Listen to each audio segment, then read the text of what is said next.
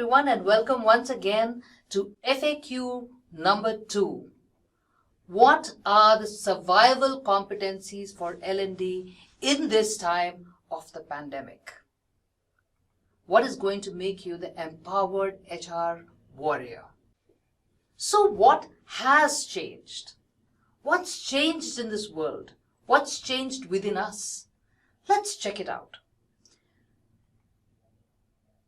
If we look at it in terms of being in a leadership position, we need to look at people. What are things that have changed for people, for us? What are the processes that we need to alter to ensure that our companies run better? What is the kind of planning that we need to do in terms that we succeed in making all our plans come true? Well, it sounds very simple, but it has changed every aspect of life for us. To succeed in this particular situation, which has never been faced by anyone till now, let's see what are the kind of competencies you need to have. So today, what are the competencies that you need? The first and the most important key subject matter expertise is no longer just the subject. It's not just enough to know what kind of competency mapping you need to do, what kind of things you need to know. That subject matter expertise, of course, is the base from which you start. But now you need something more. You need to be far more innovative in your thinking. How do you involve people? How do you educate people? How do you train people when they're sitting at home and working? What about emotional intelligence? Now, when people are working from home, when hundreds and thousands of people have lost their jobs, when there is insecurity all around, it is your job as L&D and HR to actually manage their emotional states. And it starts by having a very strong emotional intelligence yourself to be able to deal with that kind of stress. You have to be really good at problem solving to be able to see the problems that they are facing and the problems the organization is facing and come up with solutions which nobody has ever thought before till now, which till now wasn't even there as a problem. Now that's the first part. Now the next thing we're going to talk about is culture management. In an organization which is now scattered, living, individuals working from home, what happens to the culture of the organization? How do you make people feel as if they belong to a team? It's one of the biggest challenges of today's world. So, the next competency we look at is applied OD.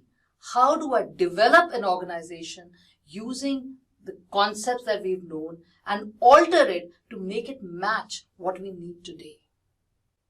Now, let's look at the third thing. As L&D professionals, our job is to help people learn.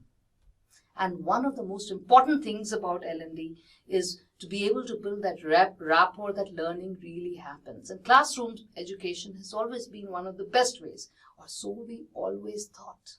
But today things are not the same. All our education is now happening on a different platform, whether it's Zoom, whether it's Microsoft meetings, but the fact is, we still have to bring about results. We can't just say, oh, I can't do it anymore.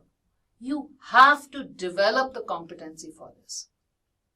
So what are the competencies required to develop this? Well, blended learning competencies. We have to understand coaching. How does the brain work? How do people receive information? How will they receive it in this kind of a pandemic situation? How do we understand the best of online technologies? How do we understand designing, instructional designing? How do we alter it from the perspective of a classroom and make it into an online intervention? How do we blend the two? Till now, it was taken for granted that it can, we'll put a little bit here and a little bit there. Blended, online education is a little boring, but we'll try.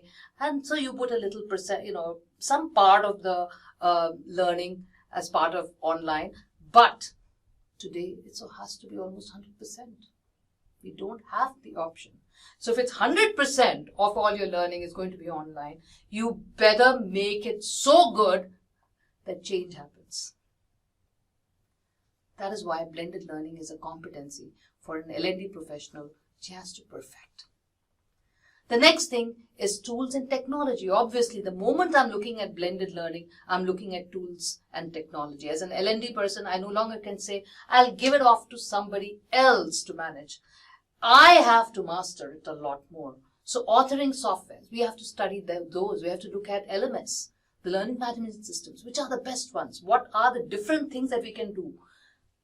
What are the social collaborative tools? Like, can I use things like even a WhatsApp, for instance? That's a social collaborative tools. Can we use that? Can we use other tools which are like that?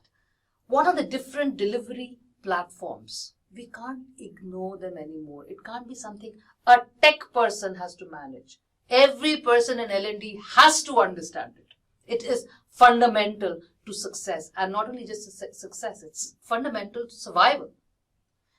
The next thing we need to look at is analytics. Yes, this is not new. Analytics has been on board for quite some time. We can't turn around and say, oh, we're going to spend so much of money on L&D and let's see whether it happens or not. If change happens, it's good. If learning happens, it's great. But if it doesn't, it's okay. We can't afford to do that anymore. We are looking at human performance technology, which means people are looking at numbers. They're looking at per dollar spent, is there change or not? So L&D analytics has become the fundamental keyword which is going to help you survive. If you understand it, you are there. If you don't, you're just going to flounder around. These are fundamental to growth. You can't afford to let go of any of these aspects to survive this pandemic situation, because things are never going to be the same again after this. We must remember that.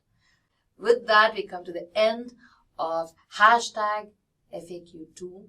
If you have any questions, if you have something you'd like to clarify, please feel free to call me.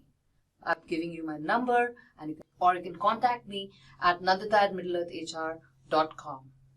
See you soon.